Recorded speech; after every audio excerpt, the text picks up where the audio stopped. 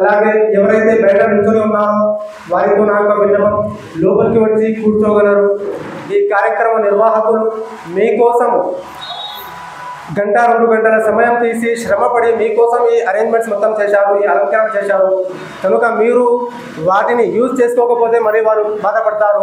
కనుక మీ అందరితో విన్నపం, లోపలికి రండి. సోదర మహాశివులారా, గురువు గారు చాలా చక్కటి విషయాలు మనకు వివరించారు అద్భుతంగా. మనమందరం కూడా సావధానంగా విన్నాము కూడా. అయితే సోదర మహాశివులారా, ఈ మన భారతదేశం ఒకప్పుడు అఖండ భారత్గా ఉండేది. ఎలా ఉండేది? అఖండ భారత్. మీరు జవాబు ఇవ్వట్లేదు అంటే ఎవరు కూడా వినట్లేదు అన్నట్టు. అఖండ భారత్గా ఉండేది. ఇప్పుడు ఎలా ఉంది? ముక్కలు ముక్కలుగా ఉంది.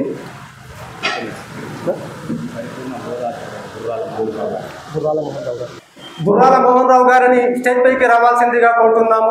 Please welcome sir. అయితే ఇప్పుడు మన భారతదేశం ఎలా ఉంది అంటే ముక్కలు ముక్కలుగా అయిపోయి ఉంది. దానికి కారణం ఏమిటి? ఎవరైనా చెప్పగలరా? దానికి కారణం ఏమిటంటే అప్పట్లో మన మహానుభావులు, మహాపురుషులు ధర్మం యొక్క జ్ఞానాన్ని తెలుసుకొని దానిని అనుసరిస్తూ ఉండేవారు. ప్రతి ఒక్కరి పట్ల ప్రేమ, అనురాగం, మమకారం ఉండేది. కానీ నేటి మన సమాజంలో ఎలా ఉంది అంటే ఒక తుర్కవాడిని, ముస్లింని చూస్తే ఒక హైందవుని కోపం వస్తుంది, ఒక హైందవుని చూస్తే ఒక ముస్లిం వాడికి కోపం వస్తుంది, రక్తం ఉడికిపోతుంది. ఎందుకోసం అలా జరుగుతుంది అంటే మనలో మానవత్వం చచ్చిపోతూ మృగత్వం పుట్టుకొస్తుంది. మానవత్వం పూర్తిగా తగ్గిపోతుంది, మృగతత్వం మనలో జనిస్తుంది. దాని కారణంగా మనము కులము, మతము, వర్గము, జాతి అనే భేదాలతో మనకు మనమే వేర్పాటువాదాలను సృష్టించుకుంటున్నాము. సోదర మహాశివులారా, నేను మీలో చాలా చిన్నవాడిని, మీ అంత వయసు నాకు లేదు. కానీ నేను ఒక చిన్న ప్రశ్న మీ అందరితో అడగాలనుకుంటున్నాను. ఆ ప్రశ్న ఏమిటంటే, ఏ గాలినైతే మనం పీల్చుకుంటున్నాము ఆ గాలి ఏ కులానికి చెందింది? ఎవరైనా చెప్పగలరా? సార్, స్టేజ్ పైన ఉన్న పెద్దవాళ్ళు, గురువులు మీరు కూడా కొంచెం సహకరించాలి. ఏ గాలినైతే మనము పీల్చుకుంటున్నామో, హిందువులు, ముస్లింలు, క్రైస్తవులు, బౌద్ధులు, జైనులు ఎంతమంది అయితే ఈ యొక్క గాలిని పీల్చుకుంటున్నారో ఆ గాలి యొక్క కులము ఏమిటి, మతము ఏమిటి? ఎవరైనా చెప్పగలరా? అలాగే ఏ నేలపైనైతే మనమందరము నివసిస్తున్నామో, ఈ భరతమాత భూమిపై మనమందరము నివసిస్తున్నామో ఆ భూమి యొక్క కులము ఏమిటి, మతము ఏమిటి, వర్గం ఏమిటి? ఎవరైనా చెప్పగలరా? ఏ ఆకాశం కింద అయితే మనం ఉంటున్నామో, ఏ ఆకాశం నుండి వర్షాన్ని కురిపించి ఆ సర్వ సృష్టికర్త అయిన దేవుడు మనందరినీ పోషిస్తున్నాడో పంట పొలాల ద్వారా, ఆ ఆకాశానికి కులము, మతము, వర్గము అనేది ఏమైనా ఉందా? మరి ఈ పంచభూతాలకు లేని కులము, మతము, వర్గము, జాతి అనే భేదాలు లేనప్పుడు శ్వాస ఆగితే పోయే మన మానవులకు ఎందుకు ఈ కులము, మతము? ఈ ఒక్కసారి మనం అందరం కూడా గమనించాలి. మానవులము మనము కొట్లాడుకుంటున్నాము, నీ కులము వేరు, నా కులము వేరు, నీ మతము వేరు, నా మతము వేరు అని. కానీ శాశ్వతంగా ఉండే ఈ పంచభూతాలు ఏవైతే ఉన్నాయో, గాలి, నీరు, నిప్పు, ఆకాశం, నేల, ఈ పంచభూతాలకు ఎలాంటి కుల మత భేదాలు లేవు. అందరికీ సమానంగా వర్షం పడుతుంది, అందరికీ సమానంగా గాలి వస్తుంది, అందరూ సమానంగా భూమిపై ఉంటున్నారు. వర్షం నీరు పడినప్పుడు వర్షం పడుతుంది కదా. ఒకవేళ ముస్లింల దేవుడు వర్షాన్ని కురిపిస్తే ముస్లింల పొలాలపైనే పడాలి కదా, హిందువుల పొలాలపై కూడా పడుతుందా లేదా? సార్ జవాబు ఇవ్వాలి. హిందువుల పొలాలపై కూడా వర్షాటి నీరు పడుతున్నాయి. అలాగే ఒకవేళ హైందవుల దేవుడు వర్షాన్ని కురిపిస్తే ముస్లింల పొలాలపై నీళ్లు పడకూడదు కదా, వర్షం నీరు పడుతున్నాయా లేవా? మరి దాన్ని మనం ఆలోచించమే. ఎందుకోసము? ఒక్కసారి మనమందరం కూడా ఆలోచించాలి. సోదర మహాశివులారా, మనమందరము ఈ భేదాలతో దూరంగా ఉండాలి, మనమందరము ప్రేమపూర్వకంగా ఉండాలి అంటే మనకు ఒక్క కండిషన్ ఆ సర్వ సృష్టికర్త అయిన దేవుడు తెలియజేశాడు. ఆ కండిషన్ ఎప్పుడు తెలియజేశాడో తెలుసా? ఎప్పుడైతే మానవునికి పుట్టించాడో దాని తర్వాత భగవద్గీతలో సర్వ సృష్టికర్త దేవుడు తెలియజేశాడు, మీరు ఏ పని చేయాలనుకున్నా ఏ పని చేయకూడదు అనుకున్నా కానీ మీకు కండిషన్ ఉంది. ఆ కండిషన్ ఏమిటి? ఎక్కడ చూడాలంట? మనకు ట్రైన్లో ఎక్కడికో జర్నీ చేయాల్సి ఉంది. బస్ స్టాప్లో పోయి చూడొచ్చా? మనము ట్రైన్లో జర్నీ చేసేది ఉంది. మనకు బస్ స్టాండ్లో వెళ్ళి చూస్తే అక్కడ ఏమైనా ఎంక్వైరీ దొరుకుతుందా? మనకు దొరకదు. ఎక్కడికి ప్రయాణించాలనుకుంటున్నామో, దేని ద్వారా ప్రయాణించాలనుకుంటున్నామో దాని ద్వారానే మనము చూడాలి. రైల్వే స్టేషన్లోనే చూడాలి, లేదంటే దానికి సెపరేట్ యాప్స్ ఉంటాయి, దాంట్లో చూడాలి. మరి అలాగే ప్రతి ఒక్క వస్తువుకి కూడా ఒక లక్ష్యం అంటూ ఉంది కదా. ఈ నేను పట్టుకున్న మైక్ యొక్క లక్ష్యం ఏమిటి? నా యొక్క వాయిస్ని మీ వరకు అందించడం. అలాగే ఈ ఫ్యాన్ తిరుగుతుంది, ఫ్యాన్ యొక్క లక్ష్యం ఏమిటి? ఫ్యాన్ యొక్క లక్ష్యం గాలిని ఇవ్వడం. ఒకవేళ ఆ ఫ్యాన్ తిరుగుతుంది కానీ గాలిని ఇవ్వట్లేదు మనకు అంటే ఆ ఫ్యాన్ని పెట్టుకుంటామా? మనము తీసి పడేస్తాము. ట్యూబ్లైట్ ఉంది, ట్యూబ్లైట్ యొక్క లక్ష్యం ఏమిటి? వెలుతురుని ఇవ్వడం. ట్యూబ్లైట్ ఉంది కానీ వెలుతురుని ఇవ్వట్లేదు అంటే దాన్ని మనం ఏం చేస్తాము? తీసి డస్ట్బిన్లో పడేస్తాము, చెత్త కుండీలో పడేస్తాము. అలాగే సాధారణ చీపురు కట్ట కూడా ఉంది కదా. చీపురు కట్ట యొక్క లక్ష్యం ఏమిటి? ఊడవడము. దానితో మనము చెత్తను ఊడుస్తాము. చీపురు కట్ట చిన్నగా అయిపోయింది, ఊడవట్లేదు, చెత్త ఎక్కడెక్కడనే ఉంది అంటే దాన్ని మనం పట్టుకుంటామా? తీసి పడేస్తాము. మరి అంత సాధారణ వస్తువుకి అంత లక్ష్యము అని ఉంటే ఇంత మహోన్నత మానవుడు ఉన్నాడు కదా. మానవుని యొక్క లక్ష్యం ఏమిటి? కేవలము పుట్టడము, పెళ్లి చేసుకోవడము, డబ్బు సంపాదించడము, చనిపోవడము, ఇదేనా మానవుని యొక్క లక్ష్యము? మానవునికి కూడా ఒక లక్ష్యం అంటూ ఉంది. ఆ లక్ష్యం ఏమిటంటే ముక్తి సాధన. చెప్పండి సార్, ముక్తి సాధన. ముక్తిని సాధించడానికి మానవుని పుట్టించాడు ఆ దేవుడు. కానీ మనం ఏం చేస్తున్నాము? ముక్తి సాధన కోసం కృషి చేయకుండా ఏదేదో ప్రయత్నాలు మనం చేస్తున్నాము. కనుక మనము మన జీవితంలో ఏ పని చేయాలన్నా ఏ పని చేయకూడదన్నా ఆ సర్వ సృష్టికర్త అనే దేవుడు భగవద్గీత 16వ అధ్యాయం 24వ శ్లోకంలో తెలియజేస్తున్నాడు. తస్మాత్ శాస్త్రం ప్రమాణం తే కార్యకార్య వ్యవస్థితో.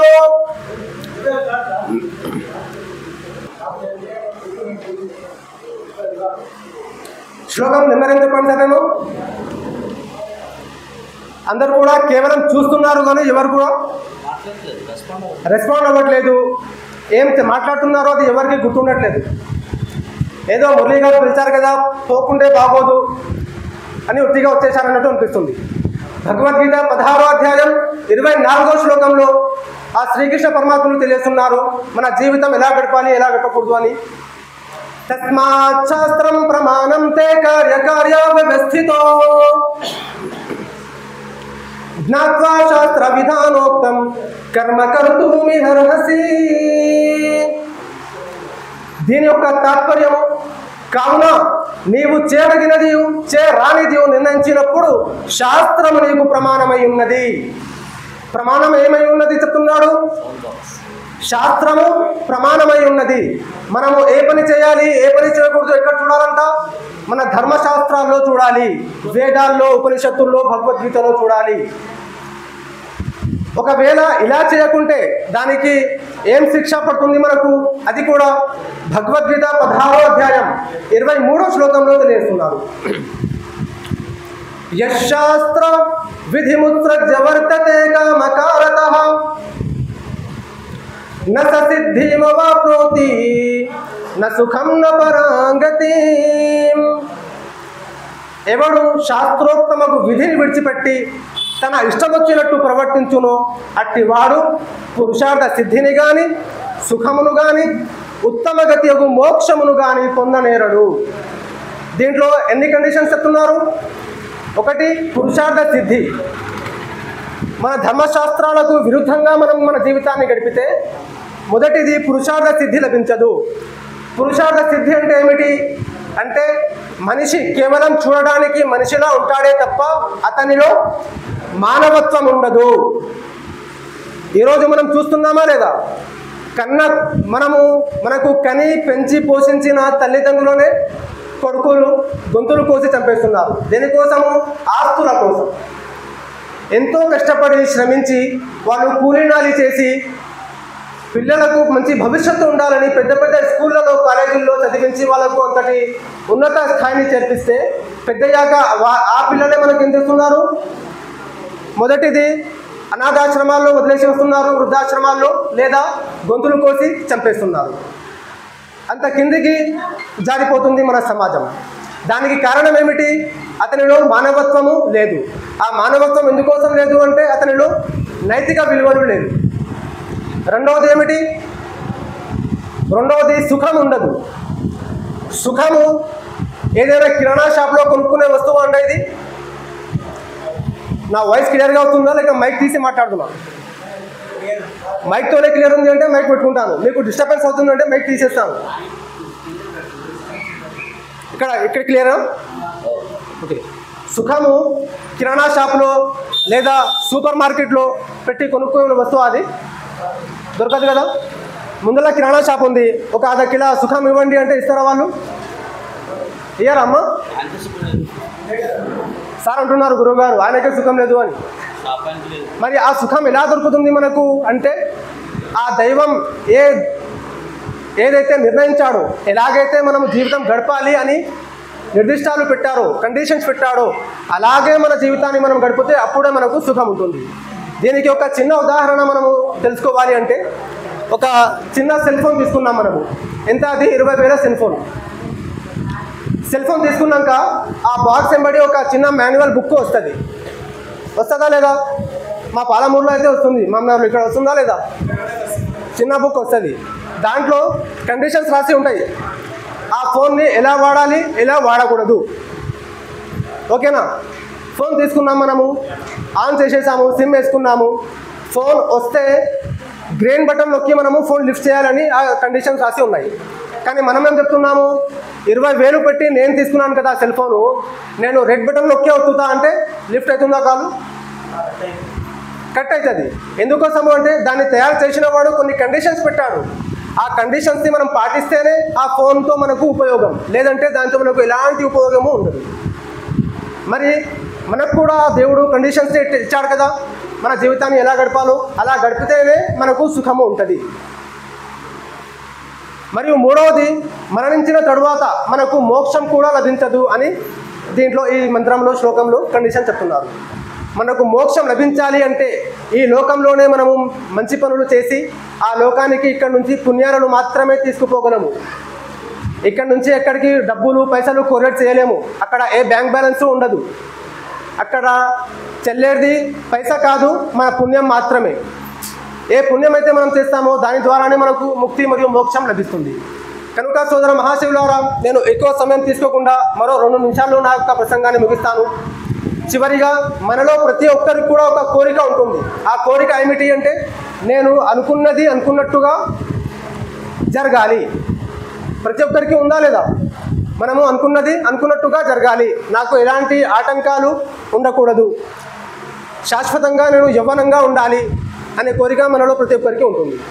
మరి ఆ కోరిక నెరవేరాలి అంటే ఏం చేయాలి అంటే ఆ సర్వ సృష్టికర్త అయిన దేవుడు భగవద్గీత 9వ అధ్యాయం 22వ శ్లోకంలో తెలియజేస్తున్నాడు. అనన్యాశ్చింతయంతో మాం ఏ జనాః పర్యుపాసతే తేషాం నిత్యాభియుక్తానాం యోగక్షేమం వహామ్యహం. అన్ని చింతలు వదిలేసి నన్ను ఒక్కడిని మాత్రమే శరణు కోరండి, అప్పుడు నేను మిమ్ములను 2 వరాలను ప్రసాదిస్తాను అని ఆ సర్వ సృష్టికర్తన దేవుడు తెలియజేస్తున్నాడు.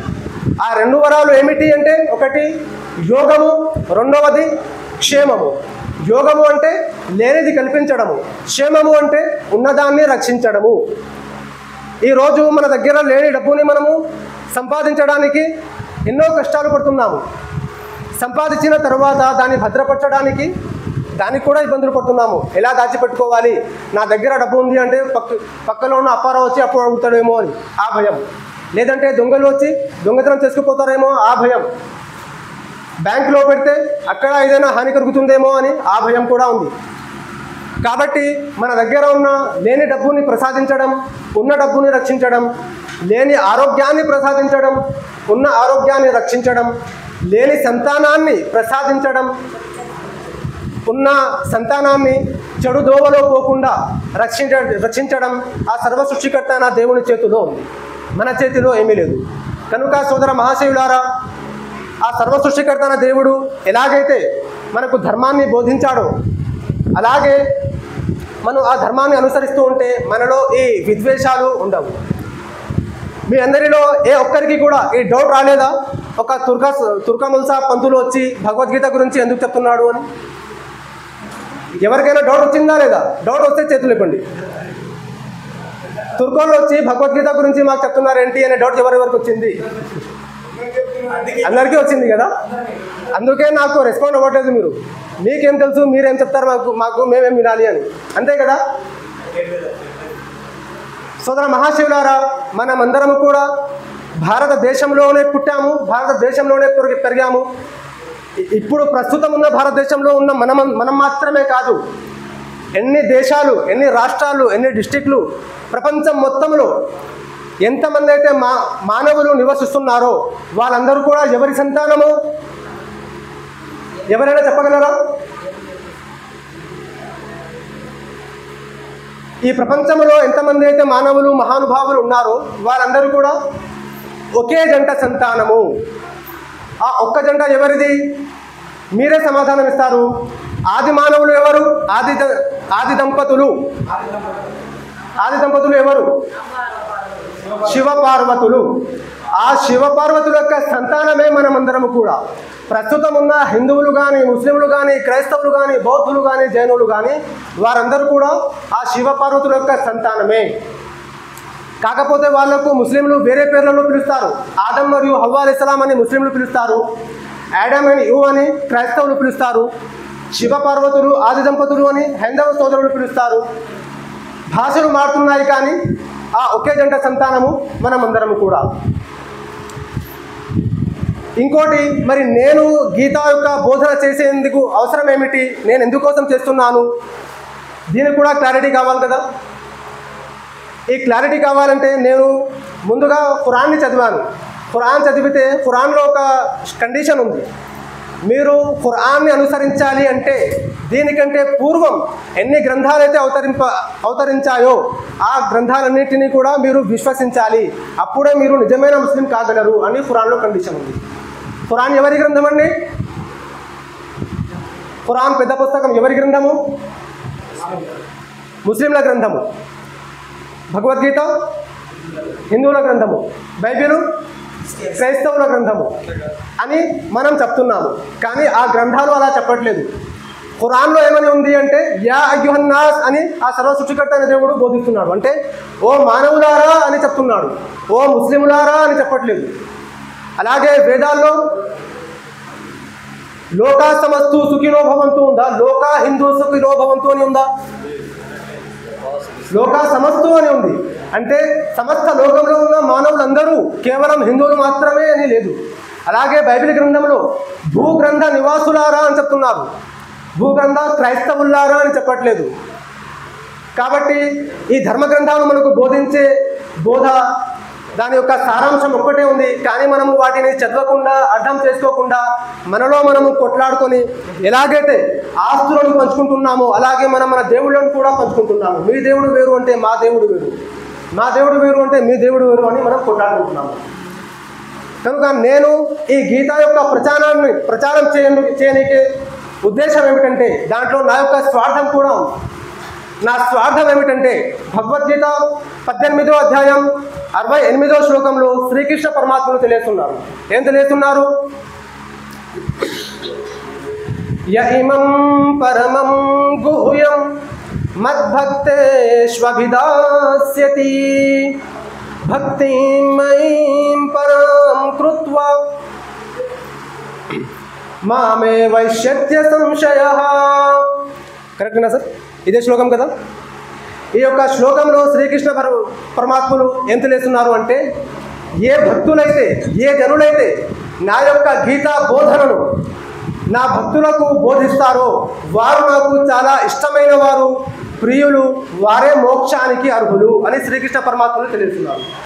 మరి ఆ యొక్క శ్రీకృష్ణ పరమాత్ములను మనము ఆ మోక్షాన్ని మనము పొందాలి అంటే ఈ యొక్క గీతా బోధనను మనము 10 మందికి ప్రచారం చేయాలి. ఆ ఉద్దేశంతో మేము కూడా ఆ గీతా బోధనను తెలుసుకొని మీ వరకు అందజేస్తున్నాము. సోదర మహాశివులారా, మనమందరము ఒక్కటే, మన అందరి దేవుడు ఒక్కడే అనే నినాదంతో మేము ముందుకు వెళ్తున్నాము. మీ అందరూ కూడా ఈ యొక్క సత్యాన్ని తెలుసుకోవాలని, చివరిగా ఆ సర్వ సృష్టికర్త అయిన దేవుడు మన భారతదేశాన్ని విశ్వగురు స్థానాన్ని ప్రసాదించాలని కోరుకుంటూ నాకు ఈ అవకాశం ఇచ్చిన పెద్దలందరికీ ధన్యవాదాలు తెలియజేసుకుంటూ ముగిస్తున్నాను. తథాస్తు. జై హింద్.